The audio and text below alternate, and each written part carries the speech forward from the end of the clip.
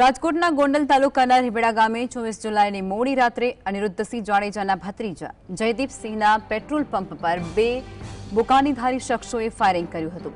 પોલીસની પ્રાથમિક તપાસમાં ફાયરિંગ કરનારાઓ રાજકોટના રૈયા સર્કલ સુધી દેખાયા હતા અને આ મામલે કુખ્યાત હાર્દિકસિંહ જાડેજાએ ઇન્સ્ટાગ્રામ પર વિડીયો દ્વારા ફાયરિંગની જવાબદારી સ્વીકારી લીધી, જે રાજ્ય બહાર બનાવાયો હોવાનું પોલીસનું અનુમાન છે અને તેમણે રાજદીપસિંહ જાડેજા અને પિન્ટુ ખાટકી સાથેની અદાવતને કારણે જણાવ્યું હતું કે પોલીસે તપાસ તેજ કરી છે। Local crime branch, special operation group અને સ્થાનિક પોલીસની જુદી જુદી ટીમો અત્યારે કામે લાગી છે।